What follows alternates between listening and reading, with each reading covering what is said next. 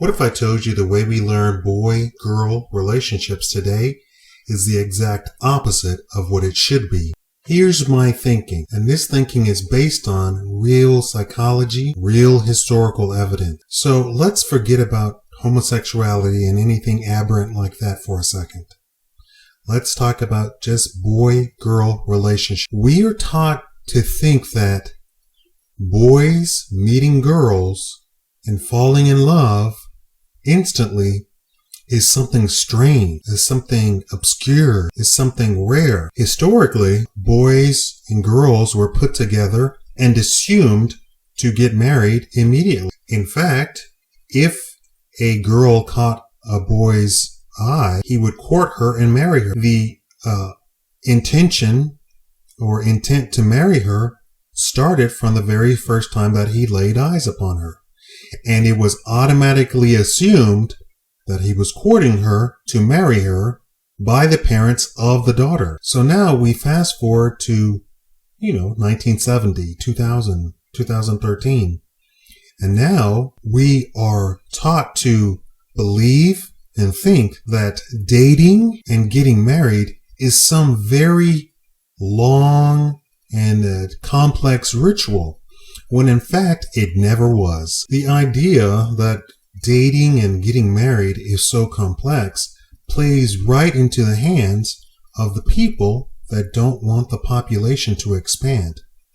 I'm here to tell you, sadly but true, there are people who think of themselves as the gods of this world, who believe that the lower population should not be breeding, as they say, or expanding. They put out notions that the world is overpopulated. Well, I'm here to fight against such notions. Meeting and getting married is no big deal. Staying married is no big deal.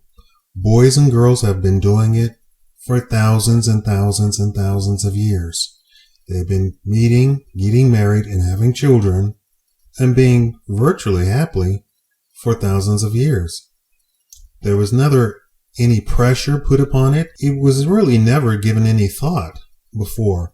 That's why it was no big deal to have one family meet another family and say that their children are going to get married. It still happens today, even at very lower class levels. Take, for instance, military personnel who meet each other, who are in battle together, and they swear that their children will marry one day. It happens all the time, and it happens far more than what you think it does. Remember that for every person that you see on TV, that you hear about in some big city, there are millions and millions and millions of ordinary Americans that don't do it. That they meet, get married, have children, and are fine. Everybody wants to concentrate on divorce rates, dating, movies about dating. The reason that they concentrate on dating is that they want you to concentrate on dating. Really, if you take a look at the other person, you look at their family,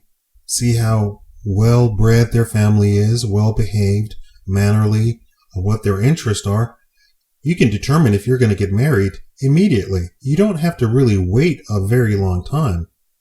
And this notion that you have to date somebody for a long time, or even worse, that they have to live with you before you get married to them, is silliness. It really is. That thought has been put into your head. It wasn't there before. Before, it was unheard of to go sleep in some person's house, and even worse, to move in with them before getting married. And the notion that, that's old-fashioned. No, it wasn't old-fashioned. Think of all of the old people that you know who have been married 30, 40, 50, 60 years. And there's millions and millions of them. Millions and millions of them. And they didn't date for that long. They didn't court for that long. And they didn't sleep over, and they didn't move in. They liked what they saw. It was a good match, and they got married. And they had children. And they assumed that their children would behave in the same fashion. But the people who don't want you to get married, who want you to die off, who want you to stop reproducing, have put it into your brain that you have to sleep over, that you have to move in. So now there's a saying that, you can't really tell if you should marry somebody unless you move in together. Hogwash. People have been doing it without moving in together or sleeping over for thousands of years. And those who are even of a lower path or a lower brain say that you have to sleep with the person before you get married. Hogwash. Here's the deal. Humans are a pack animal. That means that we stick together. When a boy meets a girl and he fancies her, it's very natural for them to group together. I.e., we call it marrying today. If it's so normal, why haven't we continued to do it? Because it's been instilled into our brain today that it's a big deal, that you have to think about dating. You have to think about marriage. I say, if the person is a good fit, marry them. I don't care about love. I don't care about liking. Are they a good fit?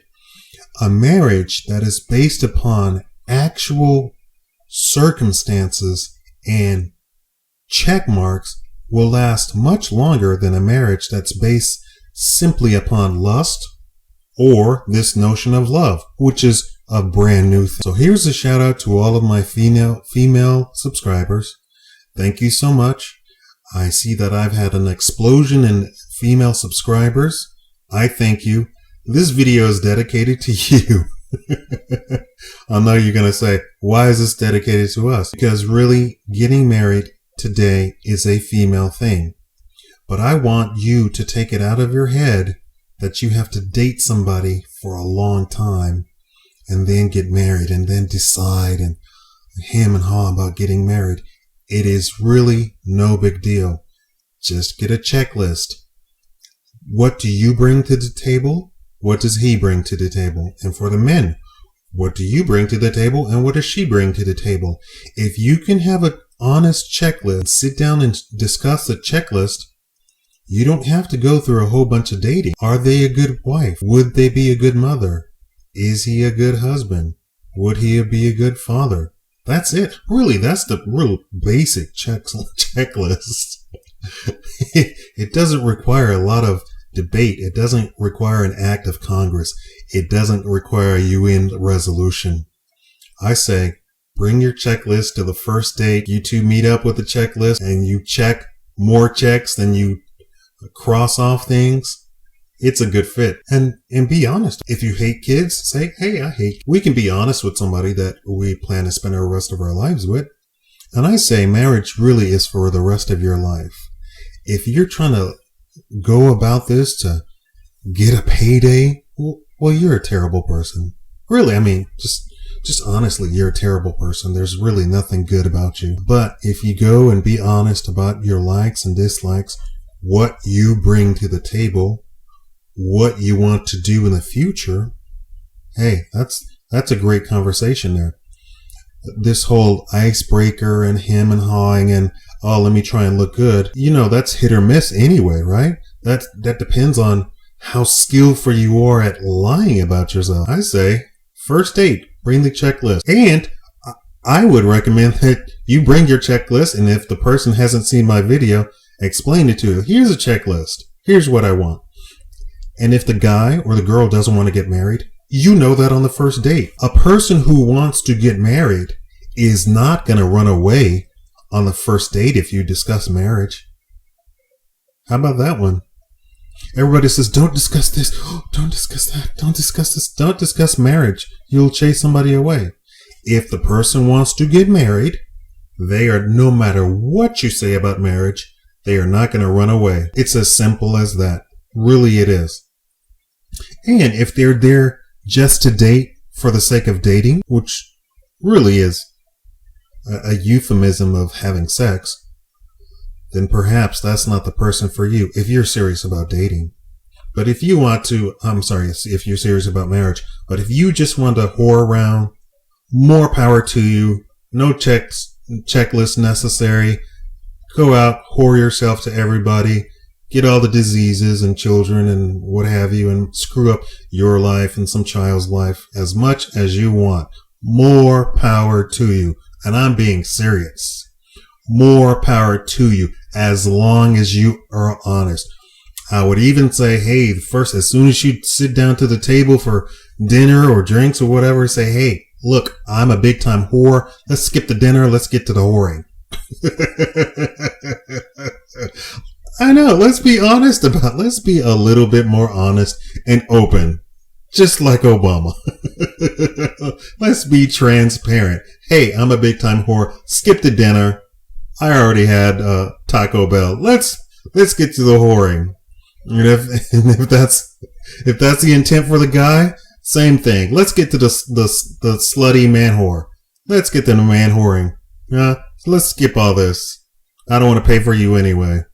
I can't afford it. Be honest. But if not, if you want to get married and that's your intention and your whole point of dating, bring the checklist. First date. If they don't want to get married, you already know. If they do, hey, that's a fantastic start. That's a fantastic start. I've had those conversations with women. They were the wrong women, but I had those conversations. And you know what? They sat and listened. They didn't run away. And in fact, I met a girl last year that I had that conversation with, and she was still gushing about it. She was all like, you remember that you proposed to me? I was like, I didn't propose to you. I just discussed a marriage. I didn't propose to you. But I sat there for a good 10 minutes thinking, did I propose to this woman? She's still pretty as always. But she was genuinely touched, and that was a part of one of her lifelong memories now, that I proposed to her. She went on to do other things. Apparently, I didn't choose my dates very well. She's now with a woman. It happens. And believe it or not, that's happened to me more than once. Hey, but it was dinner, movie. I call that a date. I don't know anybody else books. I call that a date. Why do you like women if you're going out to dinner and a movie with me? I don't know. And we weren't friends. We weren't like, hey, buddy, how about a dinner? It was, hey, let's go to dinner and a movie. Okay, I'll meet you at 8, Anyway, I'm going off on a tangent. Bring your checklist. I say, bring your checklist. I think marriage is blown way out of proportion. Way out of proportion. It is really not that serious. It's not even that interesting. Two people who get together and they have children together. What's to even think about? If anything, you have 50 years to get to know this person, try and do stuff together. And there's no need to we got to really make it work out. If you're an understanding person, and she or he is an understanding person, then you don't really need to work out anything. You just have to understand, where is that person coming from? Did they have a hard day at work? Is their mother getting on their nerves? Is the car breaking down and they can't afford it, but they're too afraid to tell you? If you're an understanding person, you should be able to pick up on stuff like that. And when if you're an understanding person, you will pick up on stuff like that. And the pieces will fall just into place. Marriage is not something you need to work at. You don't have to pay somebody $60 an hour or $300 an hour to listen to your problem. Just work on being understanding. And if you're going through problems right now in your marriage, tell them to watch this video. It'll be funny anyway. But here's the message. Just work on being understanding of each other. There's really not a whole lot to work on. If you're understanding of each other, more than likely the problem isn't the other person. Your wife is not your problem. Your husband is not your problem. And you are not their problem. You're not their problem.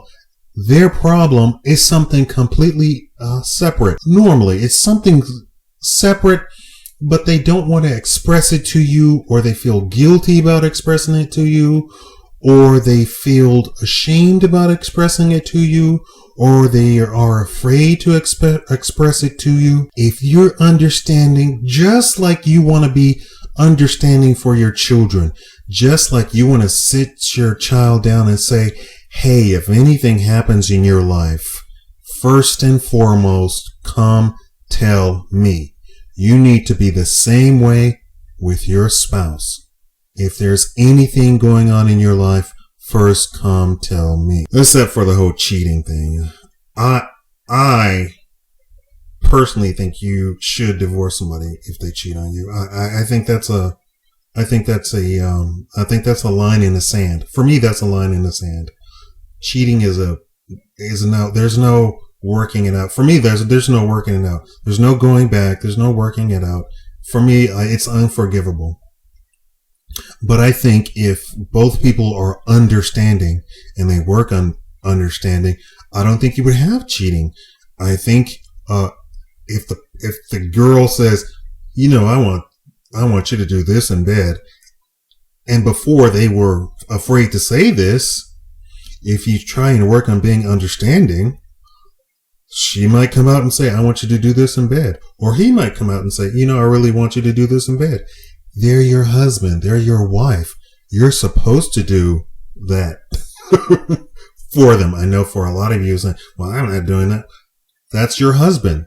You're supposed to be one. That's your husband. That's your wife. You're supposed to be one. If they want to do something kinky and freaky, hey, more power to them. You know what? I mean, at the end of the day, it's you and him, or you and her behind closed doors. And really, nobody else needs to know. You don't have to go discuss it with your girlfriends or your boyfriends or homies or whatever you call it. You keep that quiet, keep it to yourself. And I don't know. Let's say they say, I want you to walk around with my panties on all day long at work and then take them off at the end of the day, and I want to smell them. More power to you. You should be like, I'm kind of uncomfortable with that, but okay, I will do it for you. Hey, it's not hurting anybody. A lot of people say, well, I just wouldn't respect myself. It's your husband. It's your wife. That's the person you do that sort of stuff with.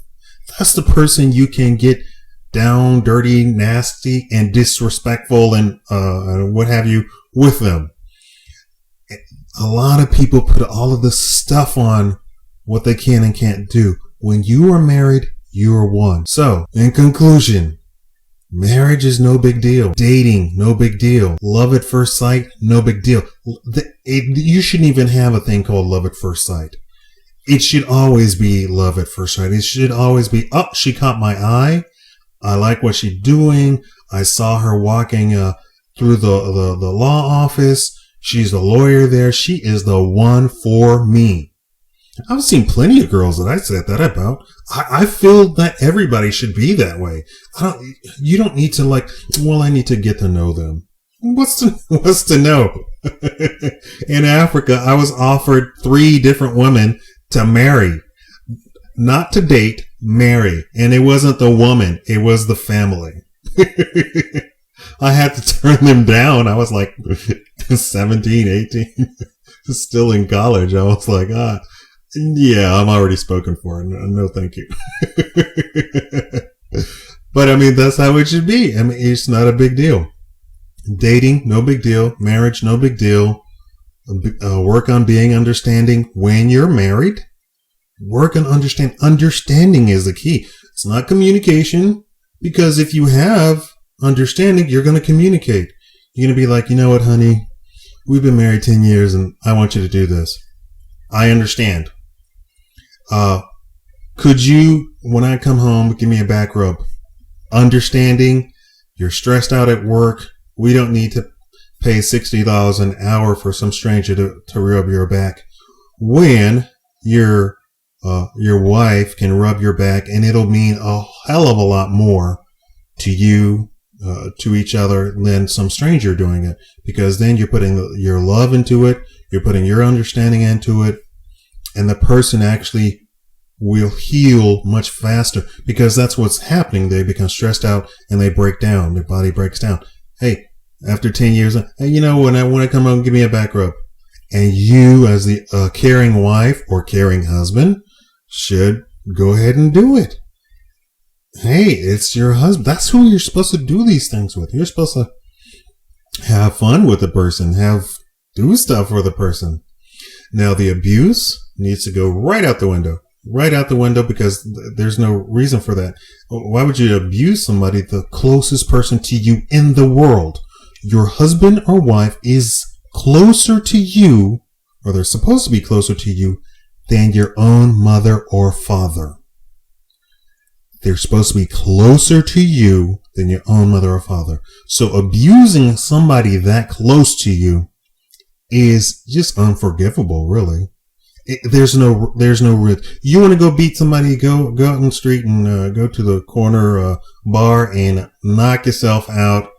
Go hit some friggin' big tough guy. Probably he might not even hit you back. You know, because, you know, if he's big enough, he probably won't even think anything of it. Depending on how small you are.